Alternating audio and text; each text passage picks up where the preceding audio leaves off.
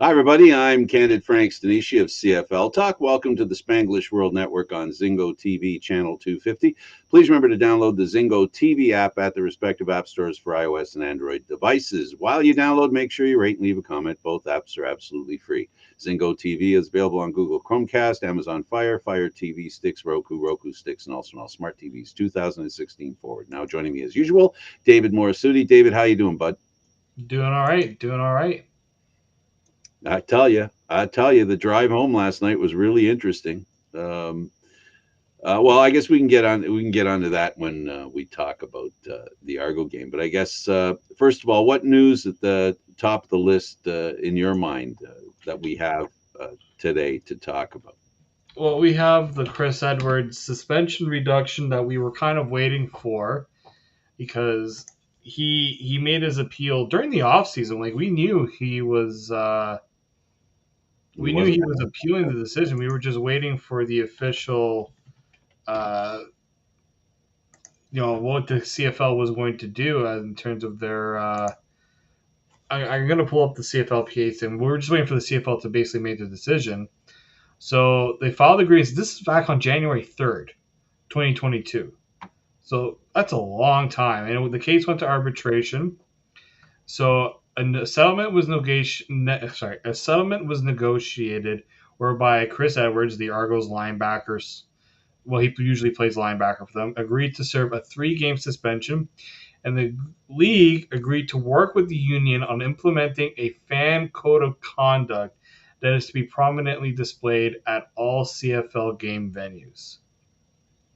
So actually, there is. I was gonna say maybe producer Daniel can let me share my screen, and I'll show you the code of conduct. It's quite a lot to read, so I'm gonna just throw it up here.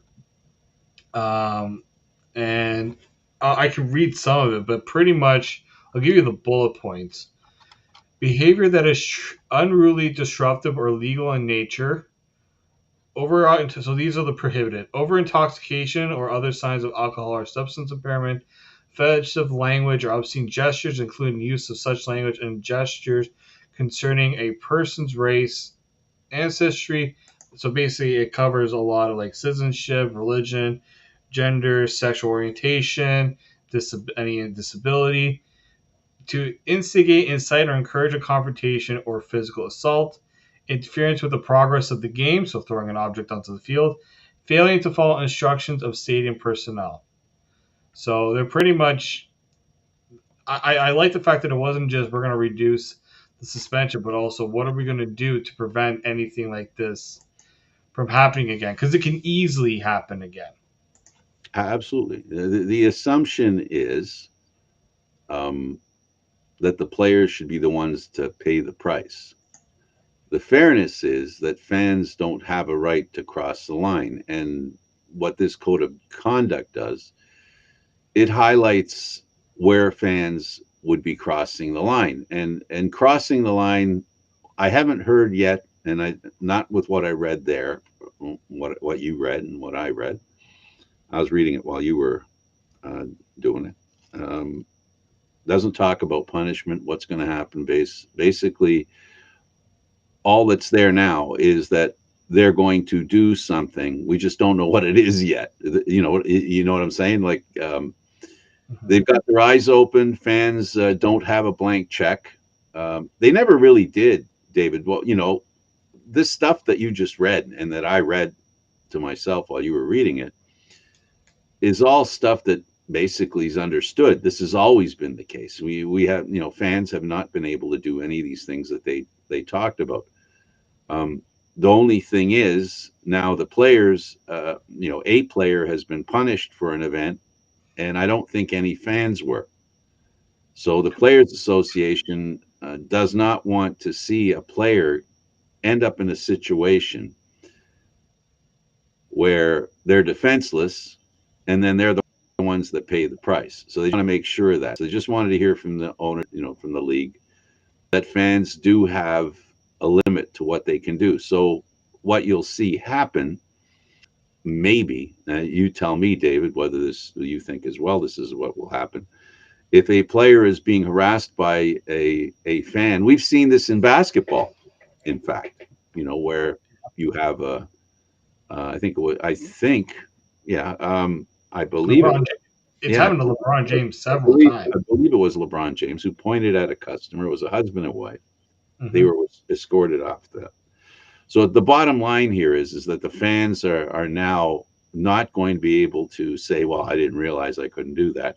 So when you walk in, there's a sign there that basically says, you have a limit to what you can do, what you can say, and if you cross that line, you will be dealt with by, you know, the home team, the stadium staff, whatever, the team staff, whomever handles that. And I think it's a good thing. What we saw in that Eastern final, we saw physical contact between fans and players. That Hmm. in no world is acceptable. No, like as much as we try to say that the league needs to do something to ensure that the fans also understand the responsibility. In the end, too, the player has to also take it in mind that he's in full pads. He's obviously an athlete wearing full gear, and he's coming after a fan who is clearly not dressed to even be on a football field. So like that's something that has to be kept.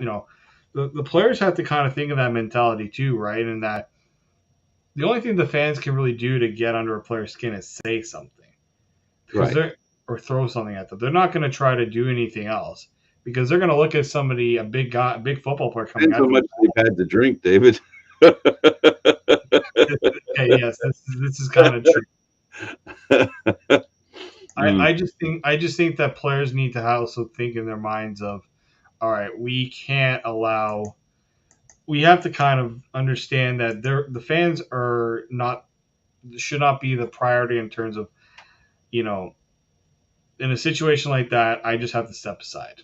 You just have to step aside there, and that's what got missed in that situation. Unfortunately, um, because of the way he went there too, it's not like the other his teammates could easily get to him.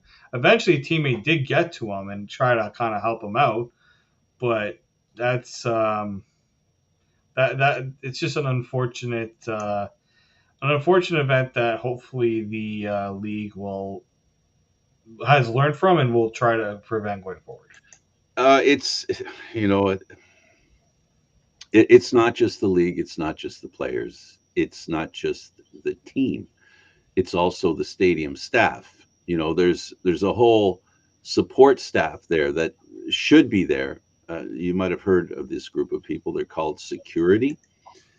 They Yeah. have a responsibility of ensuring that the players and the fans don't cross paths, right? That's, their job. They stand in front of the stands every so often, and there's a few there. And if a fan races onto the field, we've seen players tackle fans, hit fans really hard on the field. That's not really their job. They're just basically, that's what we would call in the Canadian Football League a tourist hit. And you're getting the tourist. Um, so And it's so funny, Frank. There's more security guards protecting the field after a game because they have a whole row of security guards in the end zone at the Argo at BMO Field than they did in that situation. yeah. So that's essentially what we're talking about here. Is that was an unacceptable situation. It was ugly to say the least. Yeah. It was and is a stain on the Canadian Football League. It's a stain on the Toronto Argonauts and BMO Field. And it's one that, we can pretend it never happened, but it did. And if it happens again, then, it just, it becomes, it becomes much worse. I mean, as far as what it looks like, because this business, it just can't go on. I understand about taunting players as a fan.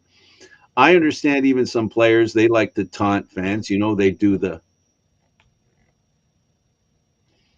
that's taunting fans when they do that. So, let's not, the players are not totally innocent, and the fans aren't totally guilty. But No. Yeah. regardless, that kind of behavior cannot happen. It shouldn't be part of the thing. So, welcome, Mr. Edwards, back to the game. You reduced suspension from 6 to 3. um, you know, there you go. So that's, I guess, if you want to lay out a final word on that, you can. You're welcome to. No, just it's good to see that eventually. Yeah, he served. I think they did the right thing in this situation. I thought 6 was a hefty amount, but it was good to see that they were able to find a compromise that worked for both sides. Now we saw. No, we won't talk about the Argo game specifically at this point because I like to do them in order, and it was Hmm. the last game. But on the same topic, where you have decorum by the players, we saw an Argonaut team lose it emotionally. To the point where Pinball Clemens had to come onto the field. How do you feel about that situation, and when you know? How do you define what you saw? I have seen. It's funny because I've seen it many times. Baseball players in the dugout get into arguments. NFL players, even on the sidelines. I've seen in basketball too. It's just the emotions of the game just gets to you. I totally get that. Athletes are human. It was a human reaction, but I didn't have the problem with the initial. Okay, they said something to each other. Okay, let's end it there. The fact that it continued, and somebody brought up the fact that the principal had to come down from the office to break up the kids in pinball. Like that's where it got to the point where coaches were trying to get them to stop. Andrew Harris tried to get them to stop. Like that's the part that kind of got to me there. It's just like at some point, let let's stop the stop. Like what do you Intended. exactly like what are we doing? What are they doing here? And the worst part, this is in front of their own fans. How do you think a fan goes and says, well, my team's fighting each other? Like like if you're an Argos fan, I feel bad that you had to witness that at a home game in a game where that game was close, right? It's not like it was a At that blow. point, it wasn't though. At that point, it wasn't close, It Dave. was a 7 point. I think it was they were down by 7, right? It was like they were still within a score, and the fact that that was happening, somebody's got to rein. You got to rein those guys in right away and say, look, we got a lot of time left on the board. Knock it off. Let's put the fight onto the field and not on ourselves. I think essentially that's what happened. I look at it. I'll give you my spin on it. My spin on it is you've got these athletes. They're very competitive. It's all Hmm. about winning. It's about being the best. It's about being embarrassed at home. It's about having been embarrassed the previous game. There was a lot of baggage in that game when that game started that was brought back to front of mind because of the way they started the game. We're going, oh, here we go again. And, the people in the stands, come on. Everybody thought the same thing. Here we go again. This is the BC game again. This is last year when Winnipeg came here and kicked Toronto's butt up and down the field. It's another one of those games. And, they got pride. And here's my spin on it. I'm not happy about them behaving that way. I want to be clear about that. But I also want to point out it's because they care. They all cared and their pride was being hurt and they were fed up with playing that way. The proof is in the way they came out after that. It wasn't, it's funny, it wasn't, to me, in my mind, this wasn't a fight. This wasn't a family fight that caused a divorce. This was a family fight where I think everybody vented. And I think I'm not saying they needed to do it, but in essence, the way the game played after that, David, you could say it was as if they needed it because their play improved and they became very intense and they played really well after that. They could have again. I said we weren't going to talk about the game, but you know what? I lied. We'll talk about the game. We're in for a penny, in for a pound. Um, it was a game that they had no business being in by virtue of the way they started, and somehow they righted their ship. Yes, pun intended. They righted their ship, and then they played really well, and the defense was outstanding. I mean, I don't know if I've ever seen an Argo defense in the past few years that was that deliberate in what they were doing, that they were that intense and they were that committed to playing defense and committed to winning and to holding this Winnipeg team at bay. I don't know if I've seen that kind of effort from the defense. And the Argos have had some really good defenses in the past few years, you know. So, that I looked at it as a point of, you know what? We screwed up. We yell at each other, but then we're brothers again. That's the way I saw it. I saw it as a family tiff. They vented, and I think they, and Pinball being the guy that he is, I'm sure he came down and he gave it the old, Pinball turning a terrible moment into a learning moment, a teaching moment. And essentially that's what it became in my mind. What I think about with the Argos in this game is, yeah, the defense only allowed 6 points, and I thought it was going to look even worse because there was times where Zach Claros was just an escape artist out of the pocket, and he was finding guys where that extra 1 or 2 seconds was finding an open receiver. But what they did was they limited it to a field goal, and they continually limited it to a field goal. Like that was the impressive part for me from that Argos defense. And then offensively, it's almost like how do you go from being that bad in the first half to being they weren't amazing in the second half, but it They was were almost like yeah, they were efficient. They didn't first off, they weren't turning the ball over. They were getting they were finding the spots that they need to hit and they were getting them, right? And so absolutely. And it that's the part started with the guy that's supposed to lead the team, the quarterback.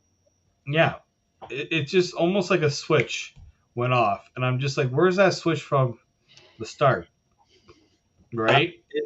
I'm sure they're asking the same question, but that has to be it. well, Yeah, what I saw was McLeod Bethel Thompson in tandem with his receivers. He didn't have the patience in the pocket that he seemed to have in the first half. He seemed to have a ball. It was a hot potato. As soon as it hike, boom, it's gone. But that's what you have to do. That's my problem with McLeod, right? He thinks about it too much. It seems. Methinks. I'm not. Hey, listen. I'm a couch criticizer here. I'm a couch coach. But from my little bit of experience that I've had watching football over the years, I find that the quarterbacks that are more successful are the ones that put the ball in play as quickly as possible. Because I don't think floating around the pocket is something you should plan to do. And if you're the kind of guy that can't be an escape artist like the guy he's playing against, then his job is to release the ball, release the ball, release the ball, release the ball. No, tuck and run, okay, fine, once in a while, but I wouldn't do it too often. how do you go up against how do you try to manage against one of the best pass rushers in the league?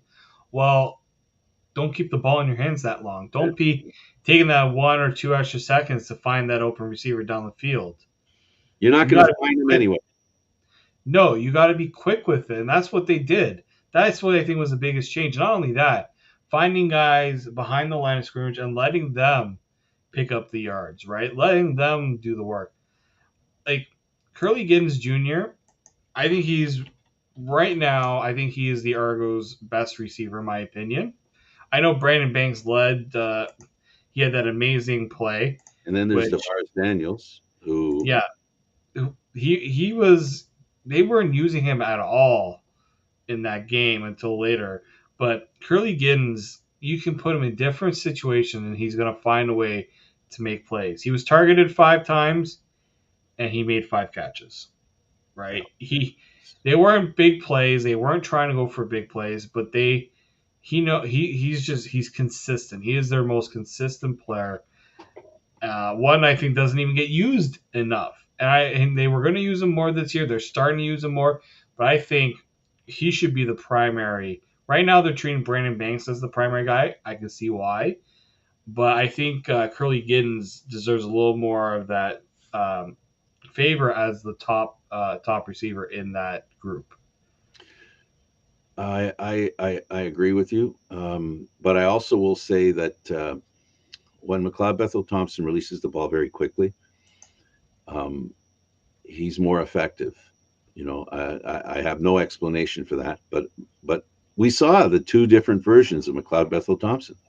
We saw the first half where it seemed as if there was a little bit of indecisiveness, and then also to his defense, some of the execution in the backfield, some of the execution by the center, some of the execution by some of the receivers who, I don't know, the route running wasn't, Mm-hmm. in my opinion, wasn't crisp enough in the first half, maybe for him to make the pass. But yeah, they bore down in the second half, and I think that's one of the things they have to do is that they have to bear down and be demanding on themselves to get open early because that's the only way they're going to have success with a drop back passer like they have.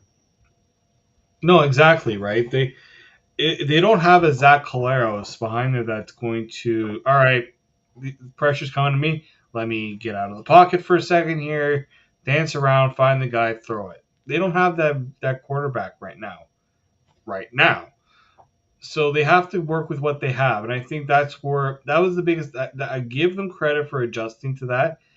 I'm surprised Winnipeg had such a tough time adjusting to it because I thought Yeah, they're, I thought just they were like Winnipeg. Just it looked like they were just gonna roll with that 17-0 to lead, and they were just that was it. They were gonna be able to coast for the rest of the night. well, their But I think, defense didn't do what I think even they thought it could do. yeah, I also just think when you don't have a running game, you don't have a closer. Well, you You, see, there's where the Argos were. The difference was yeah, they had a running game. You know, he ran for what 85 100. yards. No, Andrew Harris had 111 yards on There you go, 22 carries. 111. How often do running backs run for 100 yards now? The Argos, I don't think have had a 100-yard game in a really long. It's a rare, rare It's feat. only been maybe one or two in the league. No, but no, we see it. Like Stanback would get to 100. But he We've got seen, injured the second game. yeah, Kadeem Carey can get to 100. I hear you. He can do it, but he's not here to do it right now, and No, he's his not. backup is not doing that. And we'll look at it in the four games, and maybe my point will or will not be made anyway. Andrew But Harris, there's 100. very few running backs, as you said, that are very capable of hitting that 100 yard rushing, not combined rushing. Yeah, well, if you look at rushing as far as Winnipeg's concerned, you had an Oliveira 28 yards, Greg Hmm. McRae 18 yards, Zach Caleros 11 yards. I mean, you take and then Janarian Grant ran for 4 yards, and all four of them didn't add up to 100. So this is the Grey Cup champion team. So that's another reason why the Argos in the second half did really well because Harris put them on his back and went after it. Some want to know, and we know the press conference was heavy onto this idea about that single point that they ended up flubbing. Um, there were many who asked, and many who thought, and many who believed that Harris should have been given the ball and go for the 2 points. What's your view on that? I understand Ryan Dinwiddie was trying to do the best thing for the team in terms of he's going to do what most coaches would do in that situation. But I was reading some of the comments from fans, even. They were saying it would be nice if the coach decided once in a while to not do the predictable thing and kind of have the other team kind of on their toes of what he's going to do, right? Yeah, It's almost like I know he's not going to go for two, so we'll just allow we'll just play for overtime. Winnipeg would have been fine to play for overtime, but if they were going for two, and if the other team's like, you know what, we really need to stop them right now because they might go for two here, and they have a running back that can run it in, for the 2 points. it's Like, pretty sad though, David, when you hear the coach say, I don't think we have the ability to do that." Our history says, well, when he admitted that to me is that tells the whole story. yeah, and I do think that's the reason why. There was a point in the game they were at 3rd and 2 on their own 51. 3rd and 2 on their own 51. They're down by 17, and they decided to punt the ball. punt the ball. You tell me you're not able to get 2 yards, and even if you don't get the 2 yards, your defense, you don't have the confidence in your defense to say, you know what, all right, we tried, but you guys, it's up to you guys now to try to hold them here. Like that, it's those decisions that right now we're seeing a head coach that's he's struggling to find the confidence in his group, in my opinion, to execute on the plays. I know, but he's part of the problem. If that's the problem, like if the problem is that the team can't execute facets of the game that are required to win, you know, short yardage is a part of the game. It's something that it has to be almost automatic. You can't not make a 1 yard run. You can't not do it. You can't. And the Argos have done that repeatedly. So is the execution is how you know it didn't work. But why didn't the execution work is the question. Why does the coach feel that his short yardage group can't do their job? What's the reason that that's the case? It shouldn't be, like, because it reflects badly on the coach. If he can't trust his guys to go 2 yards or a yard, that's on him, because that's basically there is nothing that says team more than the short yardage game. Right. It's not one person's fault. Right. It's as a group, the Right. blocking, the snap, the quarterback being able to run, or the running back. That yeah, you are totally right. That is a team thing, and unfortunately, when it's a team issue, and it falls on the leader of the team, and the leader of the team is the coach. And it's not like Absolutely. they don't practice these plays. Don't get me wrong, they practice these plays. I've seen them practice these plays. What are they It, practicing though? That's the question that I have. Listen, you're into music. The orchestra leader has to, it doesn't matter how talented the musicians are. If the orchestra leader doesn't do his job, none of them sound good, no, right? And that to me is my concern with the Argos right now. They have to figure out a way to do some of these things. That there are things that they don't do that they should do. That if they want to be a Grey Cup champ, they have to be able to do. So what we saw in this game, we saw something that is a good characteristic when it comes to being a champion, and that is being able to go into a locker room in a game that you're not playing well and then address the situation and meet the challenge of the second half. They did that. So this team's got heart. Bad news, they lost the game. Good news, they got heart. Good news for Winnipeg is, oh, ho hum, another victory. yeah, it was almost like, why are we gonna come? Like, you know what? We didn't play right, but guess what? We got the win, and we're 4-0. Oh, that team it's such a good team, and it had, you know, their defensive line, when they're on, there's no one that's going to succeed against them. And one of the reasons why the Argos came back in the second half, I believe a few of the defenders got hurt. There were a lot of series where Winnipeg players were on the field, Mhm. needing to take their time coming off the field. So that could be part of it too. But I got to tell you, nothing says champion like Zach Collaros, and the way he makes winning look simple. They did it without a running game.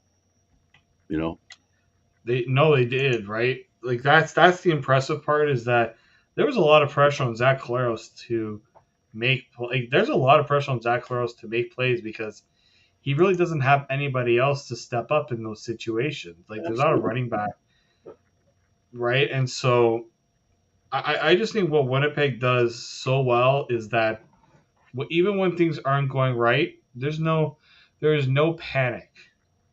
None They're not whatsoever. they're not worried.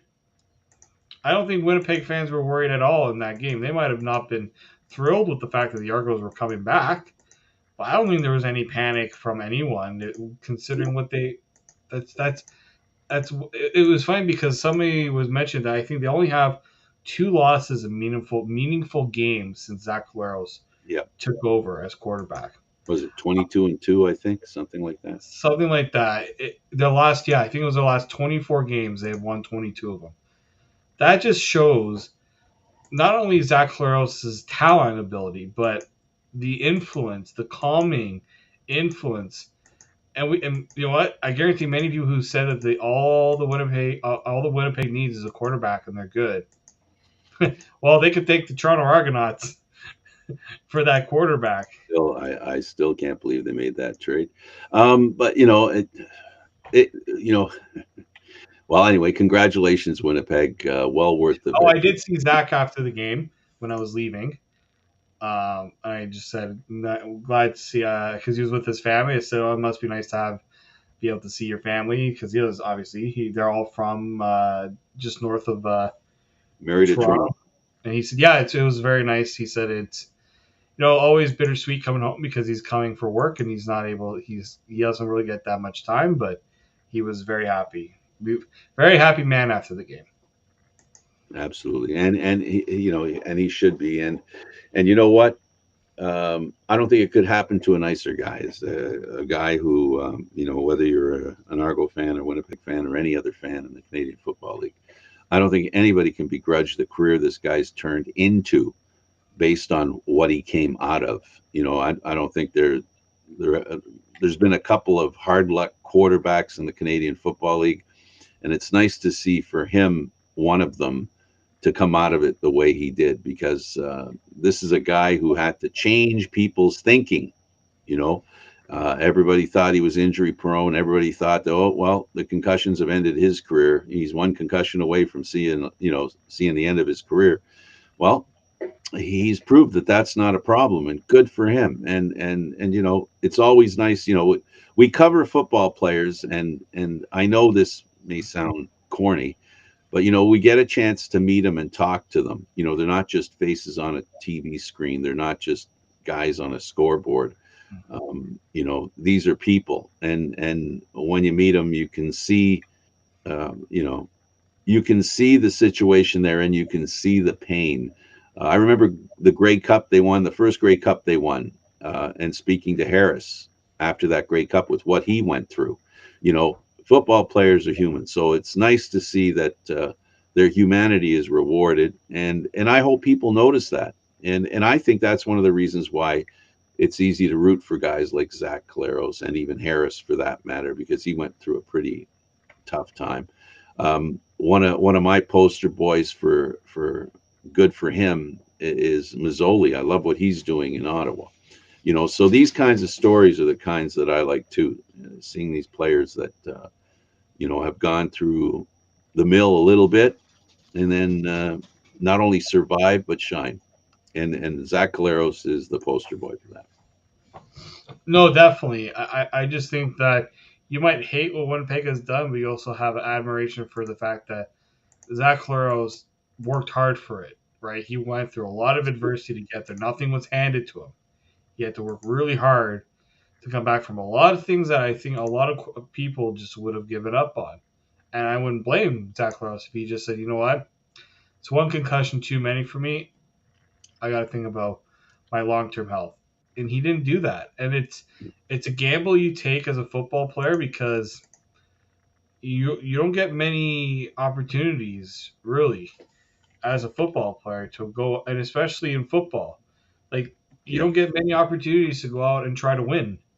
So I was we talk about, oh, why the Argos do that. I also kind of think there was a human element to it, and just like, you know what, we want Zach to get that opportunity because he's not going to get it here this year, so we're going to give him that opportunity, and it worked out.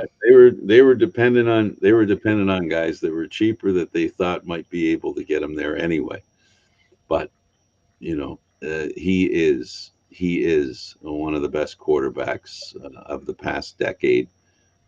So I don't think there's any doubt about that. You've got guys like Riley who retired. He had his time in what 214.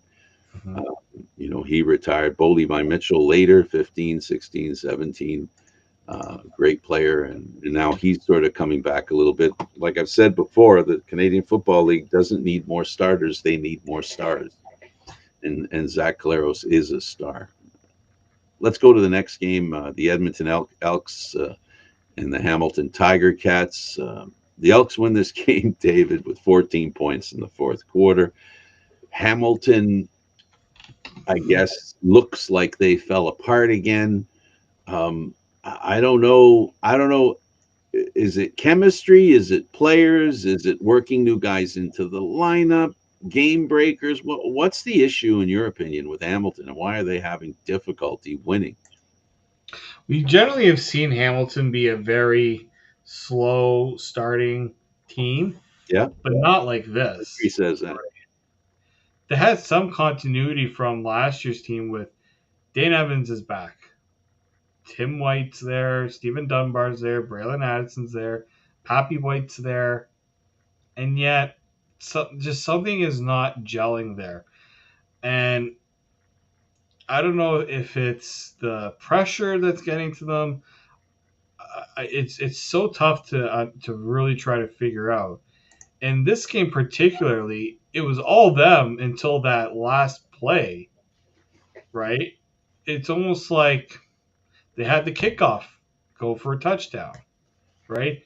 Like they had a lot of things going their way, and then it just wait, what? We lost on a what? We lost on a fumble being returned for a touchdown? Oh boy. Like I it's so strange.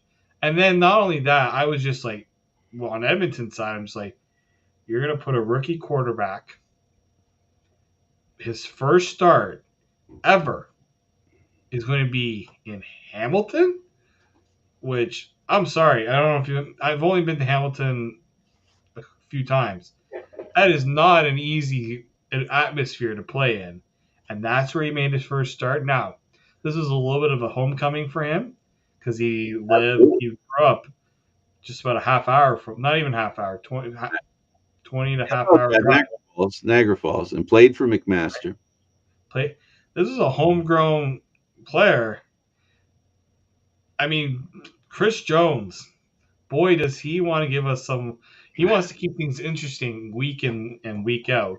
You knew this is what he was going to do because he wasn't sold on Arbuckle. He made it very clear he wasn't sold on Arbuckle. So you know, and I think the other thing is Hamilton basically wrote the script for Ford by letting him have the ball at the end of the game in the fourth quarter. I mean, that was unbelievable. And that's with the wind. They gave Ford the ball and the fourth quarter and the wind.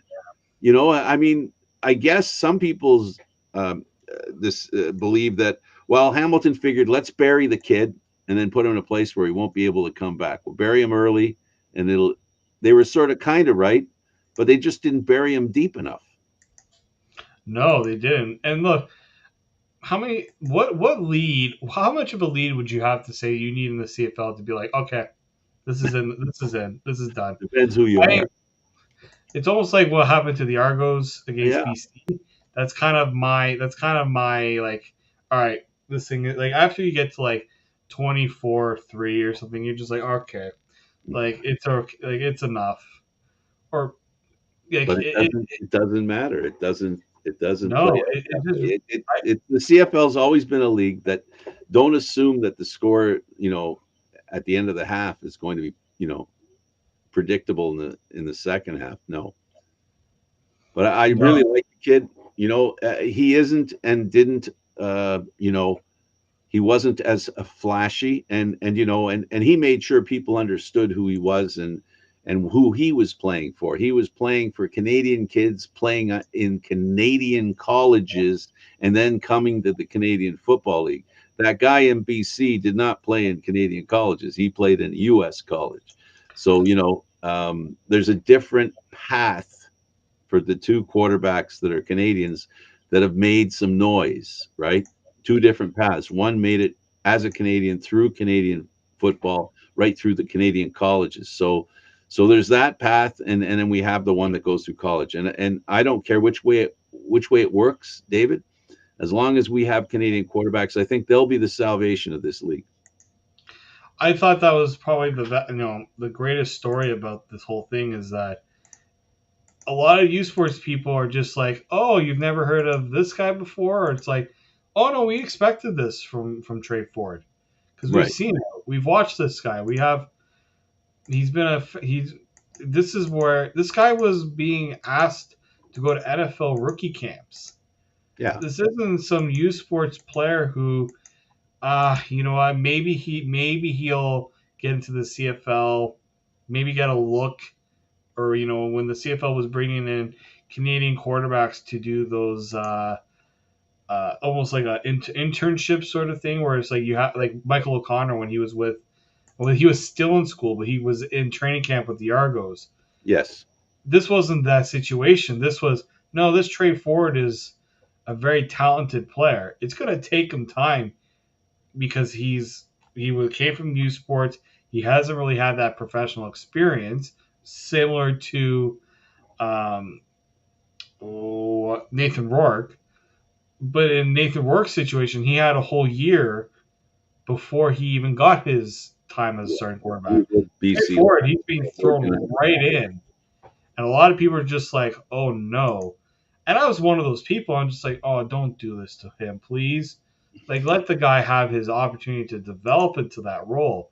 And he's just like, no, no, no, it's okay. I got it. I got it. I Okay. agree with Jones. I agree with Jones. They had nothing to lose. This is the team Edmonton is not supposed to win. So, This is it's true. not like Ford had the pressure to carry the burden of being, the behemoth that at the Edmonton Elks are. He was a guy that was going to prove that they were competitive. So the bar was, I don't want to say was low. That sounds terrible, but let's be honest. You said it at the beginning of this conversation about this game. Edmonton was coming into Hamilton, their house. This is a team that for the longest time you couldn't beat Hamilton in Hamilton. I know that's changed a little bit in recent history. And I do agree with Jones in the sense that he's basically saying, look, I'm going to give this kid a shot and I'm going to see what he can do. Now, the hardest part for me with Canadian quarterbacks is because of the coaching in the Canadian Football League, a lot of it is their backgrounds are US colleges. Yeah. Sometimes the relationship is more difficult to put together with a Canadian college kid being coached by a US college experienced coach or coaching staff, right? But Jones has been around long enough in the Canadian Football League that he understands, and I think I'm grateful as a CFL fan that he's giving a Canadian kid a real chance, and that's what he did. And yeah, you're right. It could have blew up in Jones's face, and Trey Ford could have been affected negatively because of it. But that didn't happen. So good for Jones, good for Ford, good for the Edmonton Elks. And Hamilton, on the other hand, has to figure something out because the quarterback position for them is a problem. You know what? Dwayne Evans threw two interceptions. He has like what, eight this year? I should check to see. I believe he has eight altogether this year, He has, I have it right in front of me. He has, yeah, eight, five right? touchdowns, eight interceptions. Right? That's not good. That's not good. The one thing you cannot do as a CFL quarterback is turn over the ball. The best quarterbacks in the Yeah, but everybody, CFL, every line shows interception, touchdown pass, interception, one touchdown pass, two interceptions, two touchdown passes, two interceptions. They're inextricably tied together in the Canadian Football League because that's how dominant the damn defenses are in the Canadian Football League. yeah, and that's the other thing with Hamilton too. We're not seeing a dominant defense from them because they've lost a lot of those guys. Jagarre Davis When you gone. don't hear the name Simone Lawrence, the team's not playing well. He Well, has to that be a factor. right, and they made sweeping changes. They're now here's the thing with Hamilton. They could have brought back every single guy from that team, but they were committed to trying. You can only try so many times before you decide, all right, you know what, this is just not working for us right now. We have to go a different path. And I think that's what they were trying to do. They were trying to go on a different path, but Schultz is a good option. I think when you're looking at it's, I don't know how long Dane Evans is signed for, but you don't get many opportunities to get that starting opportunity and then almost like think that you're untouchable. He shouldn't feel that way because this is a team that constantly has Grey Cup aspirations. They're And they not going let to be go, told. they let go a pretty good quarterback for him. They did. They made the decision that Jeremiah Mazzoli wasn't the guy for them, so they told him you're the guy. And right now they're not being. He's not rewarding them for that Yeah, faith that they've shown in him. difficulty. Apparently, second party, I heard that he felt he shouldn't have played the last game because of his neck. Maybe he shouldn't have. He should have sat back. Well, that's what's going to have to happen. I can't see anything other than Schultz coming in at some point and relieving him and giving him a chance to maybe even the next game. Don't be surprised if Schultz starts. He started in the Canadian Football League for Montreal, so it's not like he's not a starter. He has started. So and let's be honest here, in the Canadian Football League, you have to produce. The quarterbacks today in the Canadian Football League, there are only a few that produce. So it feeds to the patience of coaches with, like for example with the East, how in trouble is Hamilton actually? They're only 2 points out of first. Right? They win in the next two you games know, with the so way, yeah, with the way that all the other teams in the East are playing. The East is we came into this year. We said on this show oh the boy. East is going to be a lot more competitive, and the Well, and the West is just like, oh yeah, oh yeah, Frank, all right, Dave. the thing is, we did also say that the West, like Calgary, was going to make a comeback. Talked Yeah, about them. BC, I guess BC's the surprise, right? You BC. expected Winnipeg to be Winnipeg. You expected Saskatchewan to be Saskatchewan, and essentially, Edmonton was rebuilding, right? They're rebuilding. So Hamilton right now is not in trouble, but they need to figure out the quarterback situation. And this has been what I'll call the albatross around the Eastern Division's neck has always been the fact that they can afford to lose. This is the history of the Eastern Division. So, oh well, we're losing about 4 games in a row. It doesn't matter. We can make that up in 2 weeks. That's the disease that infests the Eastern Division, and I don't like it.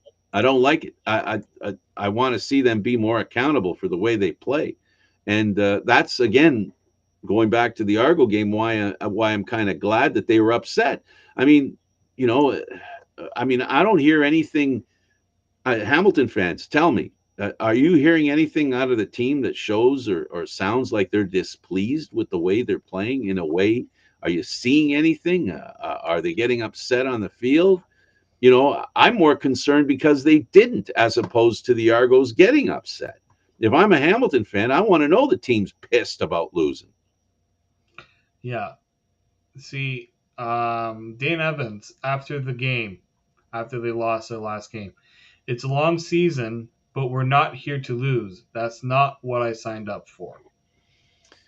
Well, that's definitely true. So 29-25 for Edmonton. That was a surprise. That truly was a surprise. Good for them. Um, we got the Lions playing the Red Blacks, and this was the best game of the weekend. Yeah, The other they game was really good, but it had a little bit of bad stuff in it, right? But this one here was, I love what Ottawa's doing, and Jeremiah Mazzoli, I'm impressed with him. And then there's Nathan York, who's in a situation where he ends up falling into some adversity, but getting right up, dusting himself off, and bringing this thing home. yeah, the 50-yard touchdown run was a nice little touch too.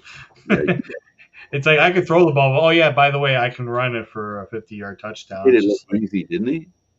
pardon? He made it look easy. Yes, he did. He. It Because that is so wasn't much hard. edge for him to cut. Those I don't think people realize it is very hard to break free for a touchdown because these defensive players are fast. They will catch you. So that's what was the most impressive. That shows how much speed, the athleticism he has. I mean, look, Keon Hatcher, if you had him in fantasy, good for you, 166 yards Yeah. receiving. He was dominant in this one, and I like what Ottawa's doing. They're still struggling to put up the production through the air, but they're getting there. They're a team that's building towards something, and there's a lot of new parts there. So I'm Yeah, not when too William worried about. Powell's a little more healthy and back in the groove, he can be a difference maker. He's one of the best running backs in the Canadian Football League over the past few years. Yes, no, for And he'll sure. show that again. I have faith in him being able to do that. There's no doubt that he'll be a great running back again. I don't have any doubts either. Darvin Adams did pretty well. He and Mazzoli had a nice little tandem thing going on, 92 yards. Um, the guy that I guess, Ackland came to Ottawa with Mazzoli, and there was this sort of combination that they were bringing with them that hasn't shown itself really consistently yet. Not yet. I don't see it not happening. I think it could still happen, but defenses are going to know that Mazzoli's looking for Ackland. You know, Yeah, yeah, they're trying to take away his best target, so he's finding Darvin Adams because his best target right now is being limited for sure. absolutely. So I like what Ottawa's doing, and they've got, this is what happens when you have a quarterback. You have a chance, and yep, Nathan Rourke. This next game, now just to preview this week, he's up against Winnipeg.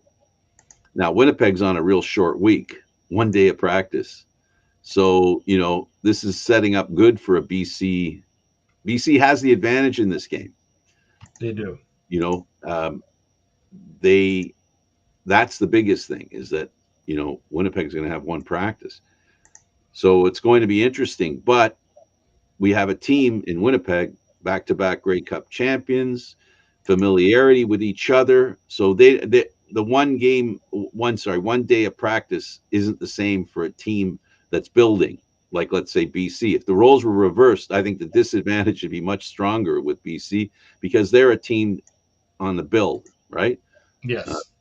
Winnipeg's a team that's built. So for me, I'm saying it's not that much of an excuse for Winnipeg to not play well against the BC. No, there'll probably be a lot of film work and a lot of scout work. That's probably what they'll do with their time. They that's the game everybody's waiting to see. We all want to see what Rourke does against the Yeah, Winnipeg defense. The Twin Towers on the defensive line. Is he going to be able to throw over or around them? exactly. Is he going to be able to elude the defensive rush? Because when they send the full house at the quarterback, they're getting the quarterback. So it's just a question of does the quarterback get the ball out of his hands? And we're going to see how quickly we talked about Bethel Thompson, his improved play in the second half. Was he quick release? Rourke is going. We're going to see if he has a quick release, a consistent quick release in this game because that's what he's going to need to beat. I can't wait to see that game. Sorry, back to BC and Red Blacks. Yeah, no, it's a good. It was by far the best game. Very competitive. It was good to see both. I thought Mazzoli could have played better, obviously, but he did enough to keep his team in the game, and they had a chance at the end. They tried very. It was a little too late for Ottawa, but they're building. They're going in the right direction at least. They teetered Rourke. Their defense teetered them. Let's remember that. Let's give credit to where credit is due, and the Ottawa defense took a pretty efficient offense and made it look pretty ordinary most of the game. No, they did. And I, Ottawa I Ottawa fans have a lot to be happy about. I know they are. I know they will continue to be. And Ottawa is going to be a team in the East that you know, Ottawa, Montreal, Toronto, Hamilton. It's a pick 'em for first with what we've seen early in the season. I do think so. I really do think so. Montreal, they're right now the top team, but one of the top teams. But I think they're too inconsistent as well for me as well. Well, we'll see. The East offers us a lot of imperfection. I joked yesterday with some friends, and I said, "Well, this might be the 7-Eleven Grey Cup." Oh, oh, I said it. I said it out loud, David. If you're the West, you should be trembling because of how bad the East is playing. You know, Toronto and Ottawa won Grey Cups, and they weren't 500. very true. Oh wait, no, no, I'm sorry. I think Toronto was 500. I think they were 9-9. Yeah, they were 9-9. Hamilton was eight. Sorry, Ottawa was 8-10. I think when they won it Mm-hmm. against Calgary. So yeah, that's going to be very interesting. So BC, congratulations on the victory. They look really good. Their fans have a lot to be happy about, and a great game to look forward to. That Montreal team you just talked about up against Saskatchewan. Do you think Saskatchewan was angry and those 41 points were 41 reasons why they didn't want to lose the previous game and what they wanted to forget about it? Yep. And especially at home in front of their fans, they're trying to make sure their fans come back. And I think they gave them many reasons to come back. Yeah, they did it. They did an awesome job. 41-20. Fajardo just figures out how to win. Again, he might be considered a starting quarterback, but I think there's a bit of star in him. Just it seems sometimes people are a little hard on him, in diagnosing the way he plays. Yeah, that's the microscope he's in. He's a top paid quarterback in the league, and he's got to take that. He's got to take those lumps with it. Absolutely. Well, David, this was fun. Thank you, Frank. For David Morassutti, you're welcome. I'm Candid Frank Stanisci. Thank you for watching CFL Talk Aaron Live Mondays at 9 p.m. This show can also be heard on the Spanglish World Radio Network. For CFL Talk, news, entertainment, and other sports programming we offer, please check out spanglishworld.ca. Spanglish World. Watch it, hear it, read it, download it, live it. Thanks for watching, everybody.